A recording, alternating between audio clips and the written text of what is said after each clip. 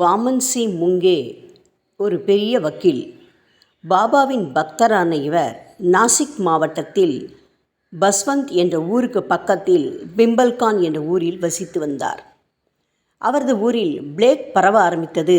அப்போதெல்லாம் பிளேக் என்பது கொடிய வியாதி, பிழைப்பது அரிது. இதற்கு பயந்து முங்கே அவரது பண்ணை வீட்டுக்கு சென்று விட்டார். ஒரு நாள் இரவு அந்த பண்ணை வீட்டுக்கு திருடர்கள் வந்து கன்னக்கோல் வைத்தார்கள். ஒரு திருடன் வீட்டினுள்ளே நுழைந்து விட்டான். முங்கே ஆழ்ந்து உறங்கிக் கொண்டிருந்தார். உள்ளே நுழைந்த திருடன் படுக்கைக்கு அடியில் இருந்த சிறிய பெட்டியை எடுத்து வெளியில் நின்று கொண்டிருந்த மற்றொரு திருடனிடம் கொடுத்து விட்டான். அதில் 200 ரூபாய் இருந்தது.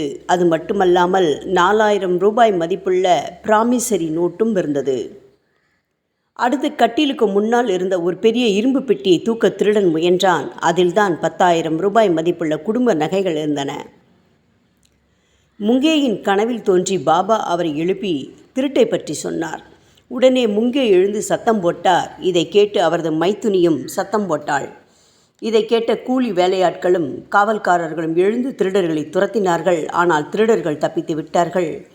மறுநாள் காலை திருடு போன சின்ன பெட்டி பக்கத்தில் உள்ள வயல்வெளியில் கிடந்தது. அதிலிருந்து பணம் காணவில்லை, பிராமிசரி நோட்டு மட்டுமே இருந்தது. முங்கே அன்று மற்றொரு கனவு கண்டார். அதில் பாபா, அப்துலின் குரு ஆகியோரை கண்டார். பின்பு அவர் ஷீரடி சென்று இந்த மூவரையும் நேரில் தரிசித்தார். நாட்கள் நகர்ந்தன. ஒரு நாள் அவரின் நண்பர் தத்தா பிரம்மச்சாரி கோபர்கானிலிருந்து அவரது வீட்டுக்கு மதிய உணவுக்கு வந்தார். திருட்டை பற்றி பேச்சு வரும்போது பிரம்மச்சாரி முங்கேயிடம் போலீஸ்காரர்கள் ஒரு மார்வாடியின் வீட்டை சோதனையிடும்போது அங்கே நிறைய திருட்டுப் பொருட்களை கைப்பற்றியதாகவும் அதில் முங்கேயின் பணமும் இருந்தது என்றும் கூறினார். அவர் சொன்னது போலவே போலீஸ்காரர்கள் முங்கேயின் வீட்டிற்கு வந்தார்கள். சரியான ஆதாரம் சாட்சியம் வாங்கி கொண்டு பணத்தை திருப்பிக் கொடுத்தார்கள். பாபாவின் பார்வையிலிருந்து எதுவும் தப்பாது. ஓம் சாய்ராம்.